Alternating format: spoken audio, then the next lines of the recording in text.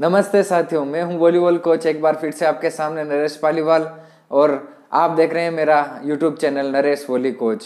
और इसमें हम लेके आते हैं आपके लिए वॉलीबॉल की समस्त जानकारी जो आपको हम बताते हैं हिंदी के अंदर। तो साथियों, आज हम रूल्स की बात कर रहे हैं 22 जो रूल्स है अपना रूल नंबर 24, उसमें बताया गया है सेकंड रेफरी के बारे में। इससे पहले जो हमारा वीडियो था वह था 23 रूल्स नंबर के बारे में और रूल्स फर्स्ट रेफरी के जो अधिकार क्षेत्र हैं उसके बारे में हमने बताया था। फर्स्ट रेफरी की लोकेशन क्या रहती है, ऑथोरिटी क्या होती है और रिस्पॉन्सिबिलिटीज क्या होती है। तो आज हम बात कर रहे हैं रूल्स नंबर 24। आप बने रहिए हमारे साथ। और मोस्ट इंपॉर्टेंट वीडियो है सेकंड रेफरी से खिलाड़ी अगर एज ए प्लेयर आप खेलते हैं तो आपको कैसे डील करना है और सेकंड रेफरी के पास कौन कौन से अधिकार होते हैं, उसकी जिम्मेदारियां क्या होती है, उसके बारे में हम बात करेंगे आज।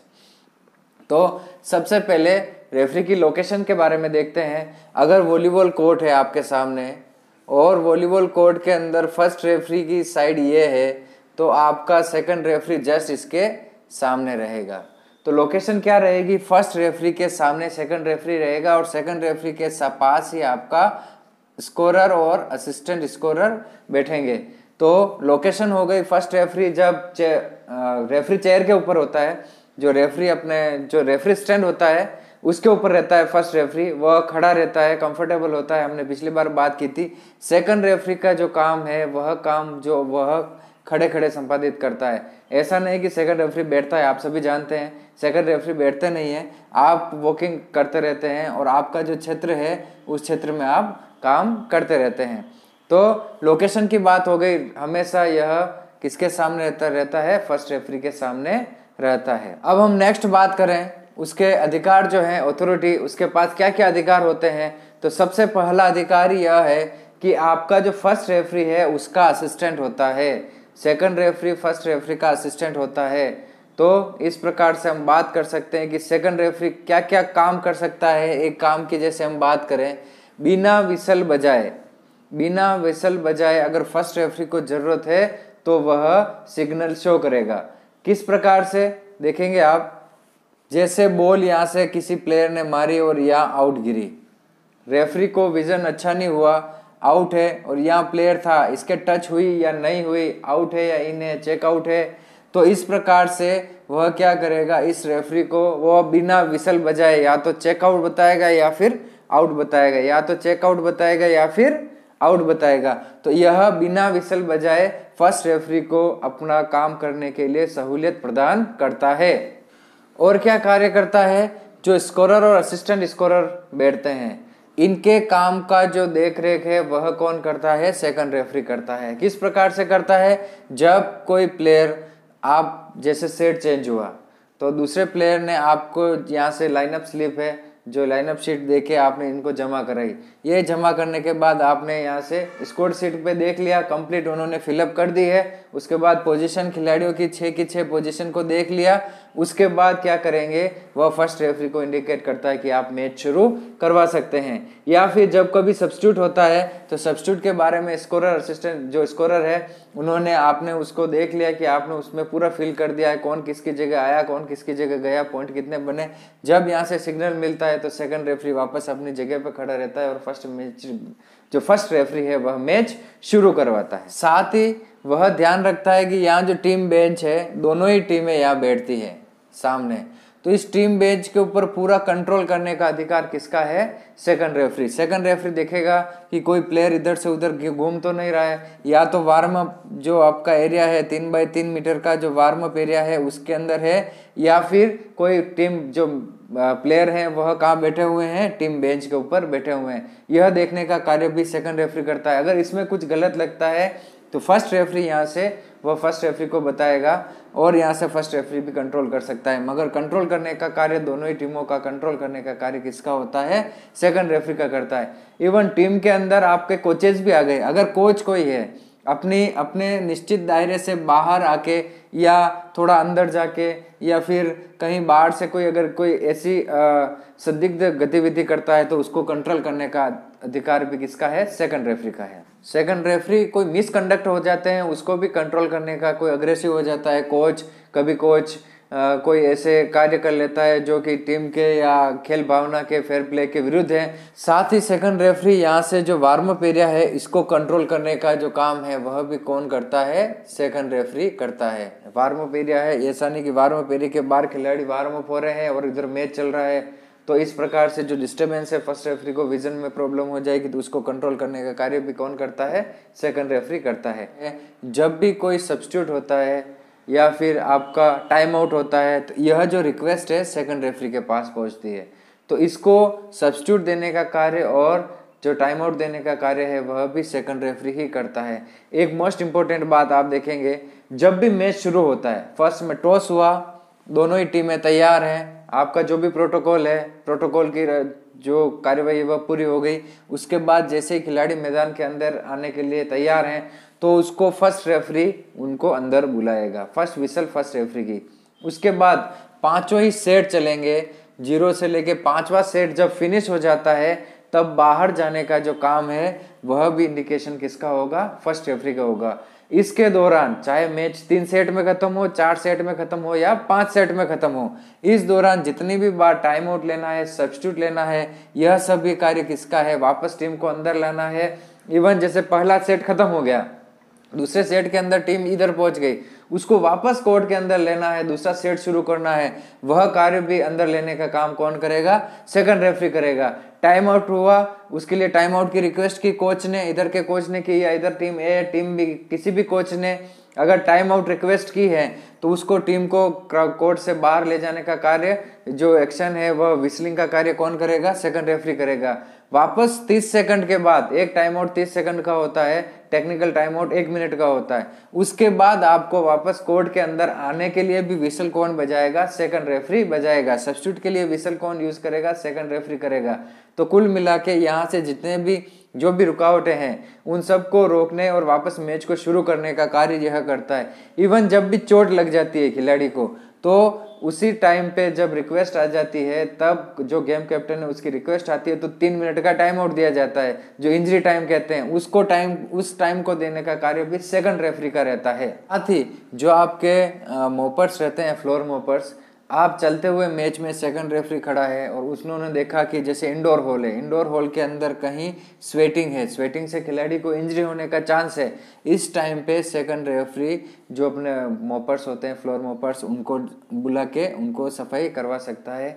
या फिर पानी कहीं ज़्यादा गिर गया तो सेकंड रेफरी उसको रोक के, कहीं पे आउटडोर में पानी ज़्यादा गिर जाता है तो गीली मिट्टी की जगह सूखी मिट्टी डाल के उसको फ्लोर को ठीक करवाने का कार्य भी सेकंड रेफरी अपने हाथ से कंट्रोल कर सकता है। साथ ही जो पेनल्टी एरिया है 1/1 मीटर का, जब खिलाड़ी को पेनल्टी मिलती है तो पेनल्टी एरिया के अंदर जो खिलाड़ी है उसके ऊपर कंट्रोल करने का कार्य भी सेकंड रेफरी का ही रहता है। तो पूरा बेंच को और टीम को कंट्रोल करने का कार्य जो है, जो किसके अधिकार क्षेत्र में आता है, सेकंड रेफरी के अधिकार क्षेत्र में आता है। अब हम बात करते हैं सेकंड रेफरी की ड्यूटीज क्या होती है, उसकी जिम्मेदारियां क्या होती है। जब सेकंड रेफरी फर्स्ट रेफरी के साथ कोर्ट पे आते हैं तो फर्स्ट रेफरी पूरा जितने भी इक्विपमेंट है वगैरह चेक करते हैं, वार्म अप का जो प्रोसीजर है वह पूरा करवाते हैं। तो सेकंड रेफरी सभी जगह इसका असिस्टेंट होता है। टॉस हो रहा है तो फर्स्ट और सेकंड रेफरी दोनों ही आपके सामने खड़े रहते हैं और इस प्रकार से टॉस होता है जो नियर द बेंच के पास में होता है। हमने पहले एक टॉस के ऊपर भी एक अच्छी वीडियो बनाई हुई है। आप टॉस से रिलेटेड अगर आपके माइंड में कोई भी कंफ्यूजन है तो आप हमारे चैनल पे जाके देख सकते हैं। हमने पीछे जो टॉस का जो रूल्स था उसके अंदर हमने बताया। और उसके बाद क्या करेंगे, जैसे मैच शुरू होता है, मैच से पहले के कार्यक्रम में पूरा भाग लेगा, मैच शुरू होगा, प्रोटोकॉल पूरा होने के बाद मैच शुरू होने के टाइम पे जो स्कोर शीट जो है उसके ऊपर लाइनअप स्लिप को लेके दोनों ही कोच को देगा। वहां से दोनों ही कोच से कलेक्ट करने के बाद आप लाइनअप स्लिप को पूरा अच्छे से स्कोर शीट के पास जाके उनको देंगे, वहां फिलअप होगा। उसके बाद लाइनअप शीट आपके हाथ में होगी। मैच शुरू होने से पहले, हर सेट से पहले, मैच शुरू होने से पहले, जो सेट स्टार्ट हो रहा है उससे पहले, जो भी सेट स्टार्ट होता है उससे पहले क्या करेंगे, सेकंड रेफरी जाके खिलाड़ी की पोजीशन चेक करेंगे। आप जिस प्रकार से आपने लाइनअप शीट में जो पोजीशन आपने भरी है उसी पोजीशन के अनुसार आपके खिलाड़ी खड़े हैं या नहीं है, यह देखने का कार्य कौन करता है, सेकंड रेफरी करता है। रेफरी फाउल कौन कौन से दे सकता है, अपने अधिकार क्षेत्र के फाउल देता है। यहाँ से सर्विस हो रही है, सर्विस इधर जा रही है तो आपकी इस टीम का जो पोजीशन है वह सही है या नहीं है, सेकंड रेफरी की पोजीशन कहाँ आ जाती है उस टाइम पे इधर, क्योंकि बॉल अगर इधर है फर्स्ट रेफरी का विजन यहाँ होगा। फर्स्ट रेफरी की क्या ड्यूटी रहेगी, लाइन कट तो नहीं है, इस टीम की पोजीशन सही है या नहीं है, स्क्रीनिंग तो नहीं हो रही है, बॉल टॉस का तो सही है, 8 सेकंड का टाइम, ये सब इनको देखना है। आप क्या देखेंगे, जब तक बॉल हिट होती है, हिट होने तक यह सभी खिलाड़ी अपनी पोजीशन के अंदर खड़े हैं या नहीं है। इस प्रकार के पोजीशन को फाउल देखने का काम किसका है, फर्स्ट रेफरी का होता है। उसके बाद जैसे ही बॉल इधर आ जाती है, इस टीम के ब्लॉकर ब्लॉक करने के लिए आते हैं, यहाँ से अगर अटैक हो रहा है तो इधर इस साइड का जो ब्लॉकर है वह हमेशा विदाउट, जिधर बॉल नहीं है उधर रहेगा, और ब्लॉक साइड का जो फाउल है उसको देखने का कार्य, चेकआउट है या ब्लॉकिंग करते करते नेट टच हो गया, या किसी गलत खिलाड़ी ने, बैक रो प्लेयर ने आके अटेम्प्ट किया और उसके बॉल टच हो गई, या फिर किसी लिबरो ने आके गलती से अटेम्प्ट भी कर लिया तो भी वह फाउल कहलाता है, और बैक रो प्लेयर ने अटेम्प्ट कर लिया मगर फाउल नहीं है तो इस प्रकार की जो भी आपकी गतिविधि है उसका जो फाउल देने का अधिकार क्षेत्र किसका है, सेकंड रेफरी का रहता है। अगर सेकंड रेफरी के पास बॉल इन आउट होती है, अगर फर्स्ट रेफरी अच्छे से विजन नहीं कर पाता है, पूछने पर यह अपना जो इंडिकेशन है, वह जो भी एक्शन है वह बताता है, तो फर्स्ट रेफरी को पूरा अधिकार है कि सेकंड रेफरी उसको जो भी बिना विदाउट विसल यूज किए जितने भी अधिकार क्षेत्र में जो भी इन आउट बता रहा है और फर्स्ट रेफरी उससे सेटिस्फाइड नहीं है तो फर्स्ट रेफरी का निर्णय हमेशा मान्य होगा। सेकंड रेफरी की जो बात है उसको वह टाल भी सकता है, मगर सेकंड रेफरी अपने अधिकार क्षेत्र का पूरा उपयोग करता है। अपने साइड का जो एंटीना, उसके ऊपर क्रॉसिंग स्पेस में बॉल जा रही है या नहीं जा रही है, एंटीना टच तो नहीं हो रहा है, यह सभी देखने का कार्य भी किसका है, सेकंड रेफरी का रहता है। जब मैच शुरू होता है 6 के 6 प्लेयर को इस कोर्ट के अंदर खड़ा रहना जरूरी है। अगर एक भी प्लेयर बाहर खड़ा है और अपनी पोजीशन पे सही है मगर वह कोर्ट से बाहर चला जाता है, जब रिसीविंग के टाइम पे सर्विस इधर से हो रही, इधर से खिलाड़ी एक कोर्ट के बाहर चला गया, तो इसलिए जो फाउल है वह भी देखने का जो काम किसका है, सेकंड रेफरी का है। हम आपको डेमो के माध्यम से भी आपको बताएंगे कि किस प्रकार से खिलाड़ी जो प्रैक्टिकल करेंगे, जो सिग्नल का जो प्रैक्टिकल आएगा रेफरी का, उसमें आपको बताएंगे कि किस प्रकार से खिलाड़ी बाहर खड़ा रहता है तो क्या सिग्नल देना है आपको। जो भी रेफरी एक्शन के बारे में है वह अभी आपके सामने बहुत जल्दी लेके आएंगे। कभी कंडीशन ये आ जाती है कि जब कोई टीम का प्लेयर है वह कैप्टन, गेम कैप्टन पूछता है, सर हमारी जो सर्विस है अब किसकी होगी, पहले यहाँ से 1 नंबर 2 नंबर 3 नंबर, तो पहले 1 नंबर करके पीछे गया तो अब 2 नंबर की सर्विस है। ऐसे टाइम पे जब कभी छोटा सा भी अगर कोई मिस्टेक होने जैसा होता है तो गेम कैप्टन फर्स्ट रेफरी से या सेकंड रेफरी से रिक्वेस्ट करता है, सेकंड रेफरी से कि फर्स्ट रेफरी से कि आप बताइए कि हमारी सर्विस कौन से प्लेयर की, कौन से चेस्ट नंबर की, हमारे जो चेस्ट नंबर लगे होते हैं कौन से चेस्ट नंबर की सर्विस है। ऐसे टाइम पे जो सेकंड रेफरी है स्कोरर को पूछेगा कि हमारी सर्विस कौन से प्लेयर की है, वह चेस्ट नंबर बताएगा, उसके अकॉर्डिंग उसको बताने का काम भी कौन करेगा, सेकंड रेफरी करेगा।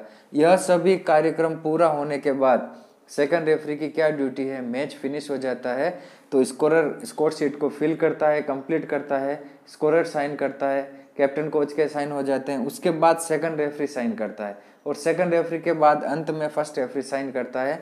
तो सेकंड रेफरी उसके बाद जब भी अपना स्कोर शीट पर हस्ताक्षर करेगा, और इस प्रकार से सेकंड रेफरी की जो बड़े बड़े तौर पे जितनी भी मुख्य जो जिम्मेदारियां हैं वह इस प्रकार से होती है। अगर आपको लगता है कि सेकंड रेफरी से रिलेटेड और कोई भी आपको जानकारी चाहिए तो हम आप कमेंट्स बॉक्स में हमें प्रश्न पूछिए, हम उसका आंसर देने की पूरी कोशिश करेंगे। और आप हमारा इंस्टाग्राम पेज भी ज्वाइन कर सकते हैं, और हम टेलीग्राम पे भी हैं, और फेसबुक पे हमने एक पेज बना रखा है हिंदी वॉलीबॉल से संबंधित समस्या समाधान कोच, रेफरी और खिलाड़ियों के लिए, तो आप उसको भी जरूर ज्वाइन करें और बने रहिए हमारे साथ। इसी प्रकार से आपका जो स्नेह है हमारे ऊपर रहेगा तो हमें मोटिवेशन मिलता रहेगा और हम आगे से आगे और भी अच्छे वीडियो लेके आएंगे। यह रेफरी पार्ट का 24 रूल्स था सेकंड रेफरी के बारे में। अगर आपको और भी कोई क्वेश्चन है तो आप हमें पूछ सकते हैं, और इसी प्रकार आप बने रहिए।